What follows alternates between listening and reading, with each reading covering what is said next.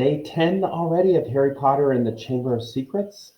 We left off at a really scary part at yesterday's reading, and so I hope you're ready to come back and enjoy this one. Um, let's get started. So, the Chamber of Secrets has been opened. Enemies of the air, beware. What's that thing hanging underneath? Said Ron, a slight quiver in his voice. As they edged nearer, Harry almost slipped. There was a large puddle of water on the floor. Ron and Hermione grabbed him, and they inched towards the message, eyes fixed on a dark shadow beneath it. All three of them realized what it was at once, and leapt backwards with a splash. Mrs. Norris, the caretaker's cat, was hanging by her tail from the torch bracket. She was stiff as a board, her eyes wide and staring. For a few seconds, they didn't move. Then Ron said, "Let's get out of here." "Shouldn't we try to help?" Harry began awkwardly. "Trust me," said Ron. "We don't want to be found here." But it was too late. A rumble, as though of distant thunder, told them that the feast had just ended. From either end of the corridor where they stood came the sound of hundreds of feet climbing the stairs and the loud, happy talk of well-fed people. Next moment, students were crashing into the passage from both ends. The chatter, the bustle, the noise died suddenly as the people in front spotted the hanging cat. Harry, Ron, and Hermione stood alone in the middle of the corridor as silence fell among the mass of students pressing forward to see the grisly sight. Then someone shouted through the quiet, "Enemies of the air! Beware, you'll be next, mudbloods!" It was Draco Malfoy. He had pushed to the front of the crowd, his cold eyes alive, his usually bloodless face flushed, and he grinned at the sight of the hanging, immobile cat. "What's going on here? What's going on?" Attracted, no doubt, by Malfoy's shout, Argus Filch came shouldering his way through the crowd. Then he saw Mrs. Norris and fell back, clutching his face in horror. "My cat!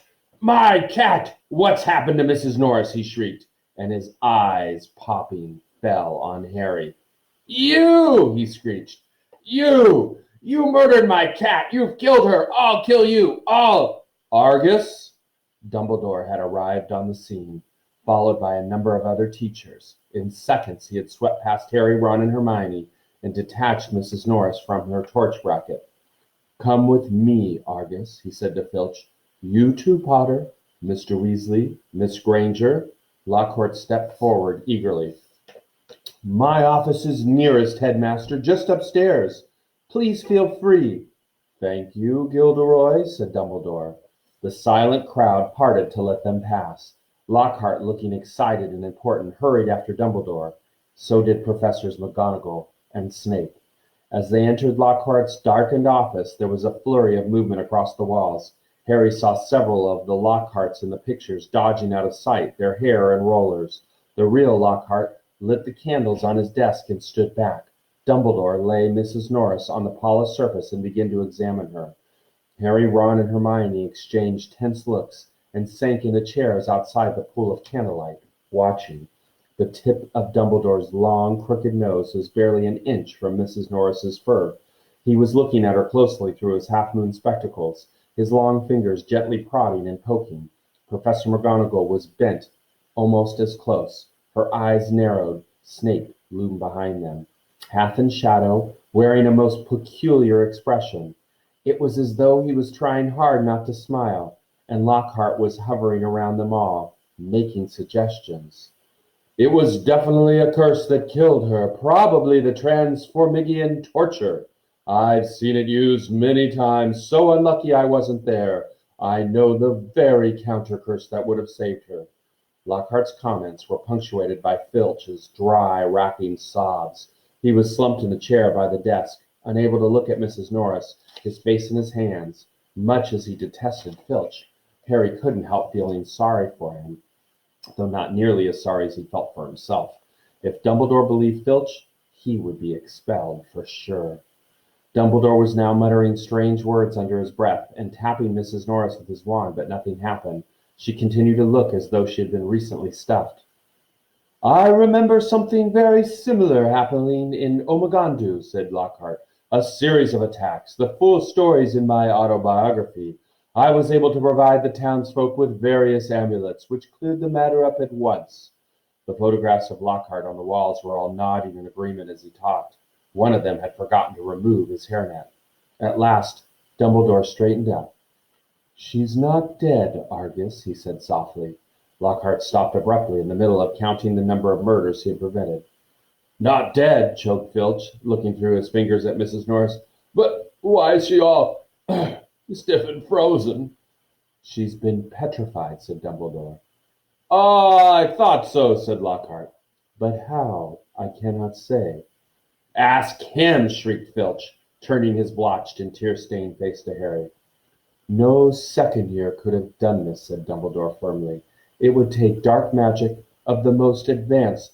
"He did it! He did it!" Filch spat, his pouchy face purpling. "You saw what he wrote on the wall. He found, in my office. He knows I'm a... Filch's face worked horribly. "He knows I'm a squib," he finished.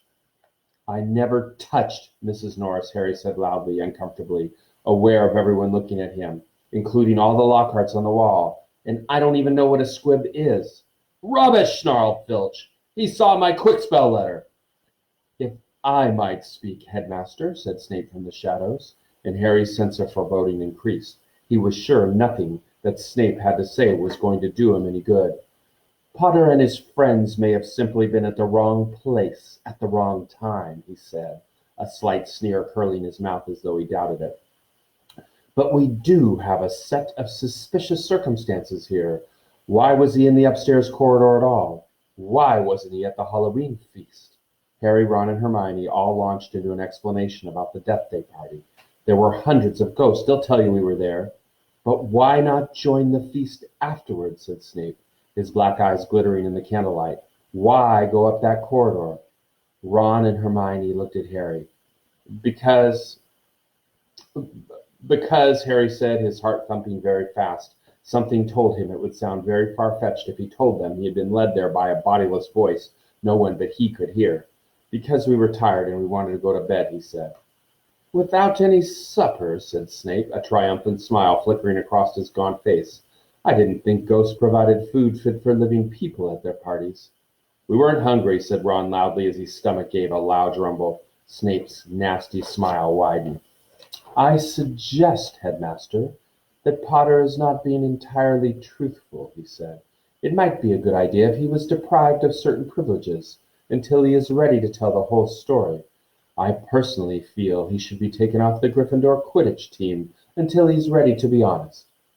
"Really, Severus," said Professor McGonagall sharply, "I see no reason to stop the boy playing Quidditch. The cat wasn't hit over the head with a broomstick. There is no evidence at all that Potter has done anything wrong." Dumbledore was giving Harry a searching look. His twinkly light blue blaze made Harry feel as though he were being X-rayed. "Innocent until proven guilty, Severus," he said firmly. Snape looked furious. So did Filch. "My cat has been petrified," he shrieked, his eyes popping. "I want to see some punishments." "We will be able to cure her, Argus," said Dumbledore patiently. "Professor Sprout managed recently to procure some mandrakes. As soon as they have reached their full size, I will have a potion made that will revive Mrs. Norris." "I'll make it," Lockhart butted in. "I must have done it 100 times. I could whip up a mandrake restorative draught in my sleep." "Excuse me," said Snape icily, "but I believe I am the potions master at this school." There was a very awkward pause. "You may go," Dumbledore said to Harry, Ron, and Hermione. They went, as quickly as they could, without actually running. When they were a floor from Lockhart's office, they turned into an empty classroom and closed the door quietly behind them. Harry squinted at his friends' darkened faces. "Do you think I should have told him about that voice I heard?" "No," said Ron without hesitation. "Hearing voices no one else can hear is not a good sign, even in the wizarding world." Something in Ron's voice made Harry ask, "You do believe me, don't you?" "Of course I do," said Ron quickly. "But you must admit it's weird." "I know it's weird," said Harry. "The whole thing's weird. What was that writing on the wall about? The chamber has been opened. What's that supposed to mean?" "You know, it sort of rings a bell," said Ron slowly. I think someone told me a story about a secret chamber at Hogwarts once. Might have been Bill. And what on earth's a squib? Said Harry. To his surprise, Ron stifled a snigger. Well, it's not really funny, but as it's Filch, he said. A squib is someone who was born into a wizarding family but hasn't got any magical powers. Kind of the opposite of muggle-born wizards. But squibs are quite unusual. If Filch is trying to learn magic from a quick-spell course, I reckon he must be a squib. It would explain a lot, like why he hates students so much. Ron gave a satisfied smile. He's bitter. A clock chimed somewhere. Midnight, said Harry. Better get to bed before Snape comes along and tries to frame us for something else. For a few days, the school could talk of little else but the attack on Mrs. Norris. Filch kept it fresh in everyone's mind by pacing the spot where she had been attacked, as though he thought the attacker might come back. Harry had seen him scrubbing the message on the wall with Mrs. Scour's all-purpose magical mess remover, but to no effect. The words still gleamed as brightly as ever on the stone. When Filch wasn't guarding the scene of the crime, he was skulking red-eyed through the corridors, lunging out at unsuspecting students and trying to put them in detention for things like breathing loudly and looking happy. Ginny Weasley seemed very disturbed by Mrs. Norris's fate. According to Ron, she was a great cat lover. But you haven't really got to know Mrs. Norris, Ron told her bracingly. Honestly, we're much better off without her. Ginny's lip trembled. Stuff like this doesn't happen often at Hogwarts, Ron assured her. They'll catch the maniac who did it and have him out of here in no time. I just hope he's got time to petrify Filch before he's expelled. I'm only joking, Ron added hastily as Ginny blanched. The attack had also had an effect on Hermione, it was quite unusual for Hermione to spend a lot of time reading, but she was now doing almost nothing else. Nor could Ron or Harry get much response from her when they asked her what she was up to, and not until the following Wednesday did they find out. Harry had been held back in potions where Snape had made him stay behind to scrape tube worms off the desk.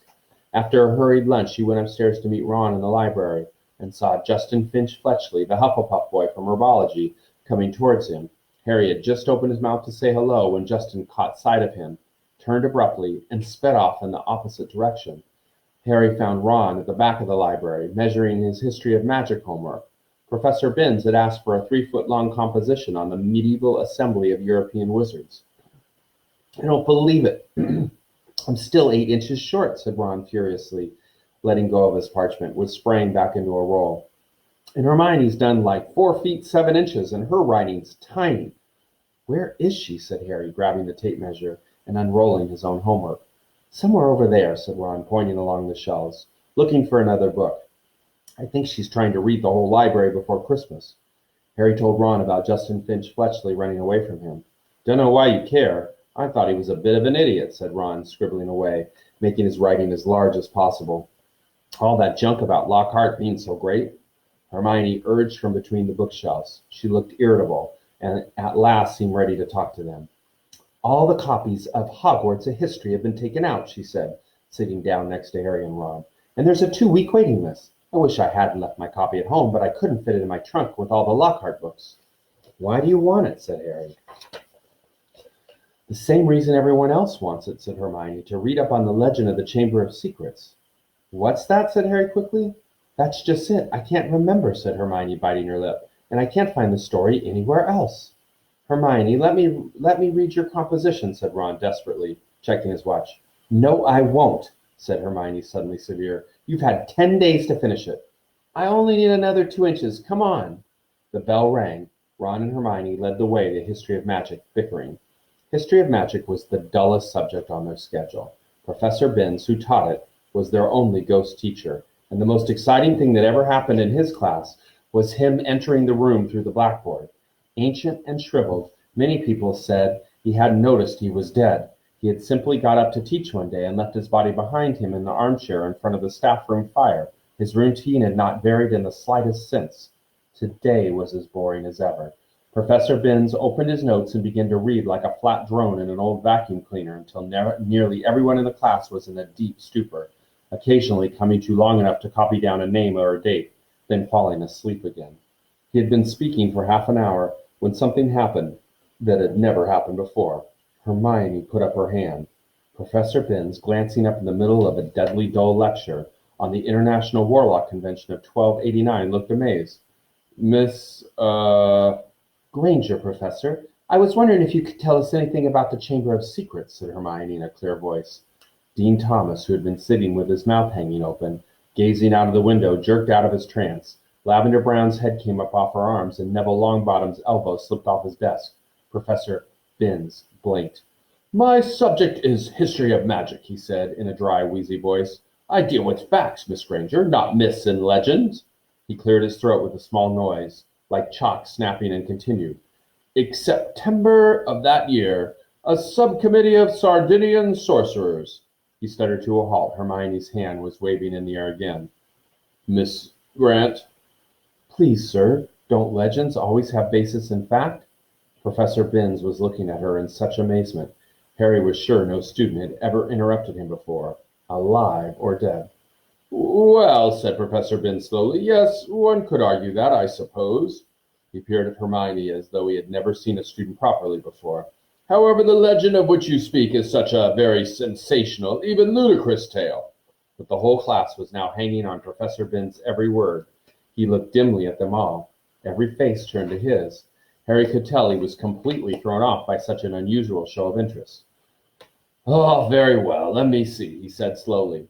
Let me see. The Chamber of Secrets. You all know, of course, that Hogwarts was founded over 1,000 years ago. That precise date is uncertain. By the 4 greatest witches and wizards of their age.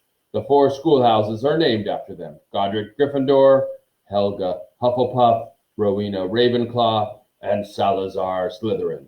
They built this castle together, far from prying Muggle eyes, for it was an age when magic was feared by common people, and witches and wizards suffered much persecution. He paused, gazed blearingly around the room, and continued. For a few years, the founders worked in harmony together, seeking out youngsters who showed signs of magic and bringing them to the castle to be educated. But then disagreements sprang up between them. A rift began to grow between Slytherin and the others. Slytherin wished to be more selective about the students admitted to Hogwarts. He believed that magical learning should be kept within all magic families. He disliked taking students of Muggle parentage, believing them to be untrustworthy.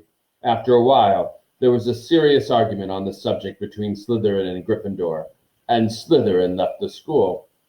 Professor Binns paused again, pursing his lips, looking like a wrinkled tortoise. Reliable historical sources tell us this much, he said, but these honest facts have been obscured by the fanciful legend of the Chamber of Secrets. The story goes that Slytherin had built a hidden chamber in the castle, which the other founders knew nothing about. Slytherin, according to legend, sealed the Chamber of Secrets so that no one would be able to open it until his own true heir arrived at the school. That heir alone would be able to unseal the Chamber of Secrets, unleash the horror within, and use it to purge the school of all who were unworthy to study magic. There was silence as he finished telling the story, but it wasn't the usual sleepy silence that filled Professor Binns' classes. There was an unease in the air as everyone continued to watch him, hoping for more. Professor Binns looked faintly annoyed. The whole thing is arrant nonsense, of course, he said. Naturally, the school has been searched for evidence of such a chamber many times by the most learned witches and wizards. It does not exist. A tale told to frighten the gullible. Hermione's hand was back in the air. Sir, what do you mean by the horror within the chamber? That is believed to be some sort of monster, which the heir of Slytherin alone can control, said Professor Binns in his dry, reedy voice. The class exchanged nervous looks. I tell you, the thing does not exist, said Professor Binns, shuffling his notes. There is no chamber and no monster. But, sir, said Seamus Finnegan, if the chamber can only be opened by Slytherin's true heir, no one else would be able to find it, would they? Nonsense, O'Flaherty, said Professor Binns in an aggravated tone. If a long succession of Hogwarts headmasters and headmistresses haven't found the thing. But, Professor, piped out Parvati Patil, you probably have to use dark magic to open it. Just because a wizard doesn't use dark magic doesn't mean he can't, Miss Pennyfeather, snapped Professor Binns. I repeat, if the likes of Dumbledore... But maybe you've got to be related to Slytherin, so Dumbledore couldn't, began Dean Thomas, but Professor Binns had had enough. That will do, he said sharply. It's a myth. It does not exist. There is not a shred of evidence that Slytherin ever built such a secret broom cupboard. I regret telling you such a foolish story. We will return, if you please, to history, to solid, believable, verifiable fact. And within 5 minutes, the class had sunk back into its usual torpor. I always knew Salazar Slytherin was a twisted old loony, Ron told Harry and Hermione as they fought their way through the teeming corridors at the end of the lesson to drop off their bags before dinner. But I never knew he started all this pureblood stuff. I wouldn't be in his house if you paid me. Honestly, if the Sorting Hat had tried to put me in Slytherin, I'd have gotten on the train straight back home. Hermione nodded fervently, but Harry didn't say anything. His stomach had just dropped unpleasantly. Harry had never told Ron and Hermione that the Sorting Hat had seriously considered putting him in Slytherin. He could remember, as though it were yesterday, the small voice that had spoken in his ear when he placed the hat on his head a year before. You could be great, you know. It's all here in your head, and Slytherin would help you on your way to greatness. No doubt about that. But Harry, who had already heard of Slytherin's house reputation for turning out dark wizards, had thought desperately, not Slytherin, and the hat had said, oh well, if you're sure, better be Gryffindor. And they were shunted along in the throng. Colin Creevey came past. Hiya, Harry. Hello, Colin, said Harry automatically. Harry, a boy in my class has been saying you're... But Colin was so small he couldn't fight against the tide of people bearing down on him in the great hall. They heard him squeak, see ya, Harry, and he was gone. What's a boy in his class saying about you, Hermione wondered. That I'm Slytherin's heir, I expect, said Harry, his stomach dropping another inch or so as he suddenly remembered the way Justin Finch-Fletchley had run away from him at lunchtime. People here will believe anything, said Ron in disgust. The crowd thinned, and they were able to climb the next staircase without difficulty. Do you really think there's a Chamber of Secrets? Ron asked Hermione. I don't know, she said, frowning. Dumbledore could cure Mrs. Norris, and that makes me think that whatever attacked her might not well be human. Okay, we're going to stop there today. Make sure you turn in tomorrow at 9 a.m., and we'll continue on with the Chamber of Secrets. Have a great rest of your day.